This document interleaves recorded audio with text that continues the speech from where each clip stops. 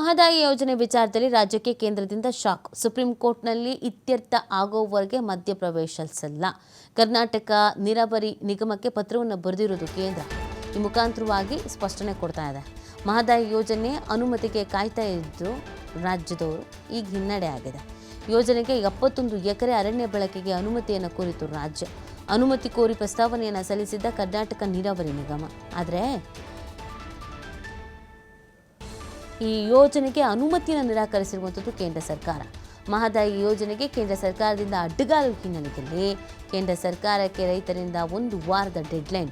1 ವಾರದೊಳಗೆ ಕೇಂದ್ರದಿಂದ ಉತ್ತರ ಬರದೇ ಇದ್ದರೆ ಮತ್ತೆ ನಾವು ಹೋರಾಟವನ್ನು ಮಾಡಬೇಕಾಗತ್ತೆ ಅಂತ ಎಚ್ಚರಿಕೆಯನ್ನು ಕೊಟ್ಟಿದ್ದಾರೆ. ಮಹದಾಯಿ ವಿಚಾರದಲ್ಲಿ ಮೊದಲಿಂದಲೂ ಕೂಡ ಇದೇ ಥರ ಶಾಕಿಗೆ ಒಳಗಾಗದೇ ಕೆಲಸ ರಾಜ್ಯದವರಿಗೆ. ಈಗ ಮತ್ತೊಮ್ಮೆ ಅದೇ ಥರ ಆಗಿದೆ. ಕೇಂದ್ರದವರು ಇಲ್ಲ, ನಾವು ಮಧ್ಯಪ್ರವೇಶ ಮಾಡೋದೇ ಇಲ್ಲ ಅಂತ ಹೇಳ್ತಾ ಇದ್ದಾರೆ.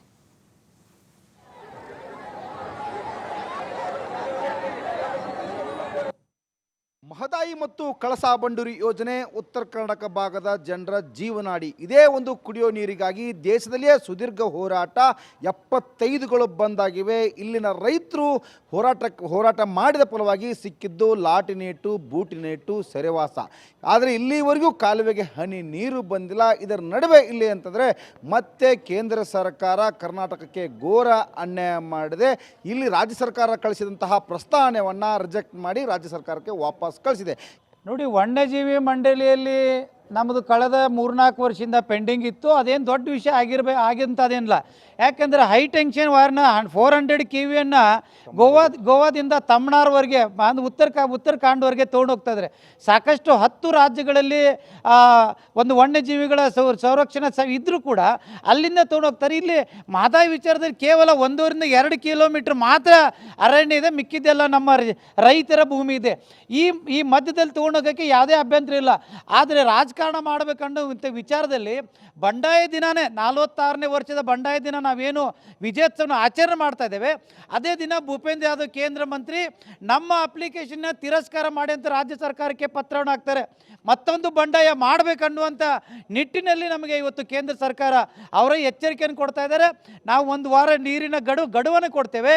1 ವಾರದಲ್ಲಿ ಪ್ರಹ್ಲಾದ್ ಜೋಶಿ ಅವರು ಮಧ್ಯಸ್ಥಿಕೆ ವಹಿಸಿ ಇದನ್ನು ಸರಿಪಡಿಸಿದರೆ ಮತ್ತೊಂದು ಬಂಡಾಯ ಆಗೋದ್ರಲ್ಲಿ ಎರಡನೇ ಮಾತಿಲ್ಲ ಅಂತೇಳಿ ಕೇಂದ್ರ ಸರ್ಕಾರಕ್ಕೆ ನಾವು ಎಚ್ಚರಿಕೆಯನ್ನು ಕೂಡ ಕೊಡ್ತೇವೆ.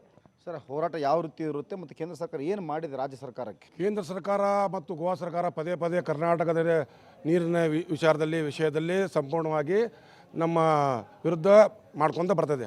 ಟ್ರಿಬ್ಯುನಲ್ ಆಗಿರ್ಬೋದು, ಸುಪ್ರೀಂ ಕೋರ್ಟ್ನಲ್ಲಿ ಆಗಿರ್ಬೋದು, ಹಾಗೂ ಕೇಂದ್ರ ಸರ್ಕಾರದಲ್ಲಿ. ಯಾಕಂದರೆ ಈ ಭಾಗದಿಂದ ಸುಮಾರು 5-6 MP-ಗಳು BJPಯ ಪ್ರಮುಖ MP-ಗಳು ಇದ್ದಾರೆ, ಸಂಸತ್ ಸದಸ್ಯರಿದ್ದಾರೆ, ಹಾಗೂ ಕೇಂದ್ರದ ಪ್ರಭಾವಿ ಸಚಿವರಿದ್ದಾರೆ. ನಾನು ಹೇಳೋಕ್ಕೆ ಬಯಸ್ತೇನೆ ಅಂತಂದರೆ, ಕರ್ನಾಟಕದಿಂದ ಸುಮಾರು 20-21 MP-ಗಳು BJP ಹಾಗೂ JDSದಿಂದ ಆರಿಸಿ ಹೋಗಿದ್ದಾರೆ. ನಾನು ಅವ್ರಿಗೆ ಹೇಳಲಿಕ್ಕೆ ಏನು ಬಯಸ್ತೀನಪ್ಪ ಅಂತಂದರೆ, ತಮ್ಮಲ್ಲಿ ತಮ್ಮಲ್ಲಿ ಏನು ಛಾತಿ ಇದ್ದರೆ, ಯಾವ ರೀತಿ ನರೇಂದ್ರ ಮೋದಿ ಚಪ್ಪನಿಂದ ಛಾತಿ ಅಂತ ಏನು ಇದ್ದಾರಲ್ಲ, ಅದೇ ರೀತಿ ನೀವು ಕೂಡ ಅದೇ ರೀತಿ ಛಾತಿ ಇಟ್ಟುಕೊಂಡು ಪ್ರಧಾನಮಂತ್ರಿಗಳಿಗೆ ಮನವರಿಕೆ ಮಾಡಿ ವನ್ಯಜೀವಿ ಮಂಡಳಿ ಪರ್ಮಿಷನ್ ಕೊಡಿಸುವಂಥ ಕೆಲಸ ತಾವೆಲ್ಲರೂ ಮಾಡಬೇಕಂತ ತಮ್ಮ ಮುಖಾಂತರ ಹೇಳಲಿಕ್ಕೆ ಇಷ್ಟಪಡ್ತೀನಿ. ಒಂದು ವೇಳೆ ತಾವು ಮಾಡಲಿಲ್ಲ ಅಂತಂದರೆ ಮುಂಬರೋ ದಿನಗಳೊಳಗೆ ಇಲ್ಲೇ ಅಡ್ಡಾಡಲಿಕ್ಕೆ ನಾವು ನಿಮಗೆ ಕೊಡೋದಿಲ್ಲ. ಯಾಕಂದರೆ ನೀರಿನ ವಿಚಾರದೊಳಗೆ ತಾವು ರೈತರಿಗೆ ಮಾಡ್ತಿರುವ ಮೋಸ ಇದೆ. ಕ್ಯಾಮ್ರಾ ಪರ್ಸನ್ ಜೊತೆ ಯಲ್ಲಪ್ಪ ಸೋಲರಗೊಪ್ಪ, TV5 ಹುಬ್ಬಳ್ಳಿ.